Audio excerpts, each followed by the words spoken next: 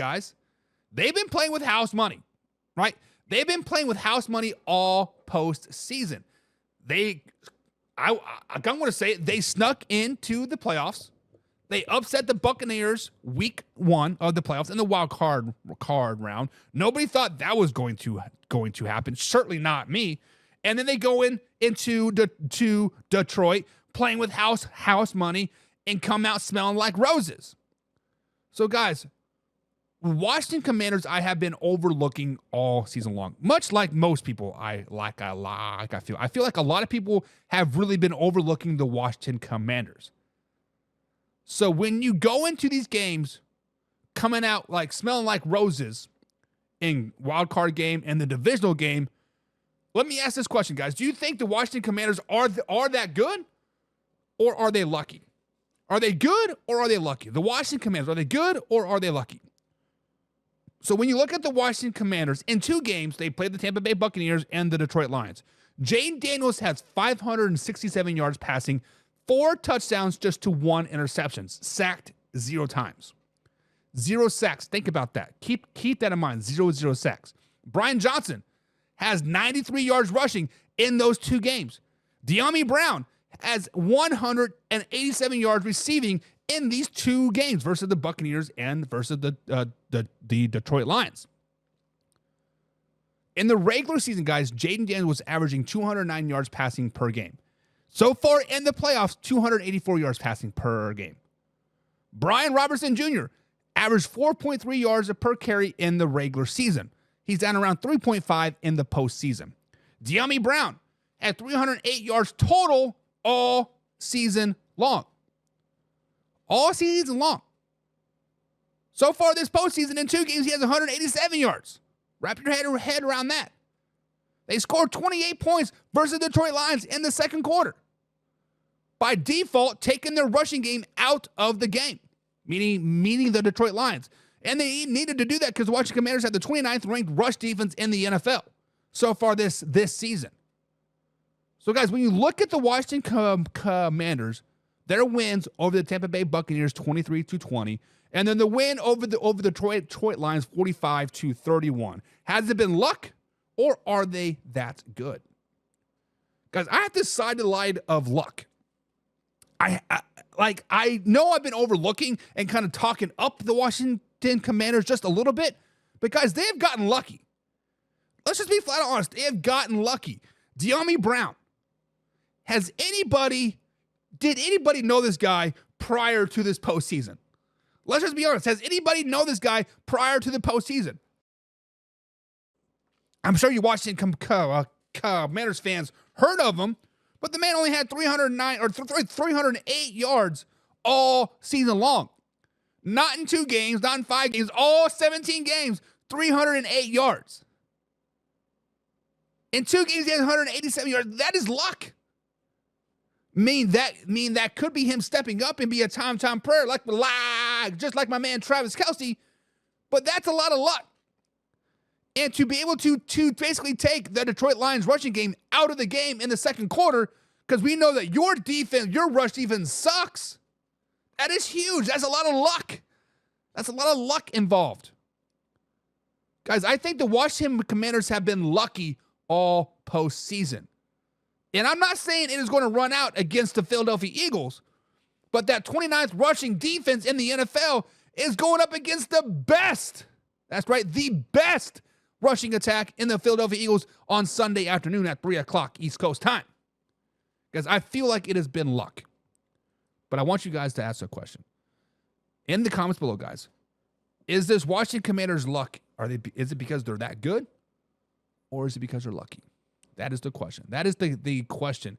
Kevo says the Lions would have lost regardless of that trick player not working. Let's be honest. Probably. They could not stop the Washington Commanders. Julian Kahn says, if you look at Daniels' interception, he has 9. 3 of them came versus the Eagles. Eagles are more physical defense, and just believe the Philadelphia is more scary. Julian, I believe so. The Eagles are a very, very dangerous team. And Hoffy says, I've been hyping up the Commanders all year long. Slow it down, baby! AKA Hoffy has been blowing his boss all season long about the Commanders, right? But Drew says, hey, you want some facts? You all want some facts? The facts are they are that good. Drew says they're not lucky. Yeah, they throwing up some good yardage. Yeah, Jaden Daniels 85% of the Commanders' offense versus the Buccaneers. Yeah, he was 75% of the offense versus the Detroit Lions. But damn it, they are just that good. They are that good. And John says, yeah, me too. I've been hyping up the Commanders. Y'all drunk. Y'all drunk. And Laura says, hey, simply put, they're good. They're good. They're better than the Lions. They're better than my Vikings. They're better than the Packers. They're better than the Broncos. They're better than the Chargers. They're just really, really good. Laura, I can respect that. Dennis says, Detroit is done next year. Got the Steelers, Bucks, Cowboys, Washington, Rams, Eagles, Ravens, Bengals, and your Kansas City squad. Next year's a long ways away. We don't know what tomorrow brings, right? We don't know what the draft is going to look like. We don't know. Hell, Aaron Glenn might be back in Detroit next season. Dennis, we don't know. The offseason is a long offseason. Let's get through the postseason. Let's get through the Super Bowl. Let's get through the draft, and then we'll talk about next season, right? Alpha Rob says maybe the NFC just isn't that good. The big dogs are in the AFC. And Alpha Rob, I think you are correct, right? Because most of the season, I said there are probably 8 or 9 really, really good AFC teams. Yes, you have your front runners. You have your Buffalo Bills, the Baltimore Ravens, and the Kansas City Chiefs, and then kind of give it everybody else. The Steelers, Broncos, Chargers, Texans. You can throw the Bengals in there, right? And maybe the Miami Dolphins. But the NFC is very, very top heavy. We did not expect the Commanders to be a part of those top heavy guys. But we saw the Lions, we saw the Vikings, and we saw the Eagles being very, very top heavy, right? So I guess we'll see. We'll see in the Super Bowl if the NFC can finally win a Super Bowl. That's the real question. Yeah, 416 says, with the team that struggled with the Bears, I think luck had a lot to do with it. And honestly, that was the catapulting point for the Washington Commanders, was that Hail Mary versus the Chicago Bears, right? If they would have lost that game, they wouldn't have been in the playoffs. We wouldn't be in this situation. The Minnesota Vikings might be in this situation right now. Let's just call it a spade a spade. That one lucky win can catapult your whole season. But I'm talking just this postseason run, I think has been pure luck. I mean, yes, they are good, but it's been more luck and then good. Kevo says De'Ami Brown was a beast in UNC. Listen, there's a lot of beasts in college. How about my man Michael Bishop from the Kansas State University? Right there's the helmet, baby. Alumni. My man Michael Bishop was a beast in college. You guys think Lamar Jackson is a good player, a great player, an elite player? Michael Bishop in college at the Kansas State University, that guy was a dog. That man could throw it 85 yards off his back book with the flick of a wrist. He got drafted by the New England Patriots. Sucked in the NFL. Let's just be honest, flat out sucked in the NFL. Tom Brady overjumped him as a second string quarterback. I think Michael Bishop was like 30 year maybe, right? How about this? Let's throw out a name out there. Trying to think of a receiver that didn't really do a whole lot in college. Tyreek Hill. Mr. JUCO man himself. Yeah, he was speed, but he did not do really a hell of a lot in JUCO or in college in general. First couple years in the NFL, didn't really do anything either. Now his third and fourth year, he became beast mode. He became one of the top receivers in the NFL, right? A lot of college people don't translate into the NFL, and a lot of these greats that you see in the NFL don't have very good college careers, right? It is what it is. And Yaya says it is luck all the way around. There's no denying it one way or the other. It is luck all the way around. I think you're right. Dennis says, ever since the Hail Mary, they have been lucky. Correct. The College Football Network's trying to get some clout here. Says, hello. First of all, man, that's the ugliest profile picture ever. Do better, man. Do better. I'm just playing. Josh says, I think they'll beat the Eagles 27-23. We will talk about this Wednesday and Thursday and Friday. We got a lot of time to talk about the championship game. Rob's in the chat. He says, how in the hell would somebody at the Steelers? They are terrible. Okay. They're not terrible. They're a nice, mediocre team. It's Julian Kahn says, luck against Tampa Bay. If Baker Mayfield's Butterfingers, did not fumble it, I believe it'd be a different narrative. Plus, their kicker is 50-50. Lions are not what the record. They're weak at quarterback. Haven't the Washington Commanders been through like 6 kickers too? 5 kickers? Like, sheesh. The Tim Reynolds Show. Guys, go over there and subscribe to Tim Reynolds Show. He says, I am a Bucs fan, and Jaden looks like he's a veteran quarterback out there. He's not making mistakes and stays cool under pressure. I really think Washington has a real chance with the way their offense is being run. And Tim, I think you are 100% correct. Jaden Daniels is a dog. I said it on Saturday night.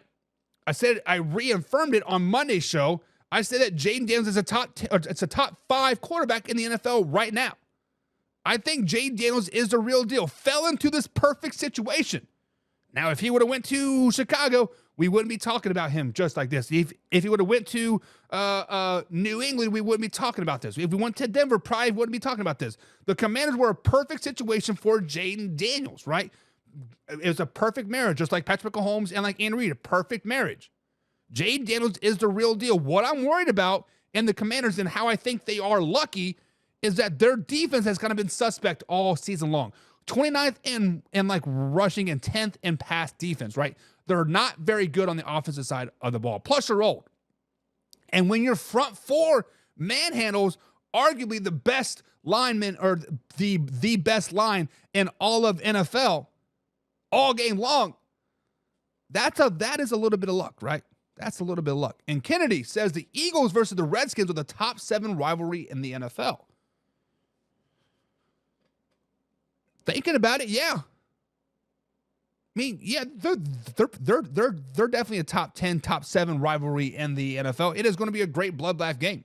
I don't anticipate it being nothing but a bloodbath of a game. Kawazi Hill says LMAO says every team getting lucky, but JD5 is just different. So, are you referring to the Commanders getting lucky as well? Kawazi Hill, or is just Jaden, or just Jaden Daniels just carrying that whole team and making them better? And I don't want to diminish anything that Jaden Daniels is doing. He is being a dog all season long. He has elevated the whole play of this team. This team is not a Super Bowl winning team or a playoff winning team or a playoff team in general without Jaden Daniels. Let's just be honest about that. Jaden Daniels is a guy. Dennis said, I'd still draft Williams first. Caleb Williams does have a lot of bright upside. We will talk about that. Kennedy says the Redskins got Dan Quinn. They're going to have a not okay look at the 2026 Falcons or 2016 Falcons when the head was the head coach. Maybe he's grown from that. So Kennedy is referring to the 28-3 halftime lead over the Patriots, ended up giving that way into that game, right?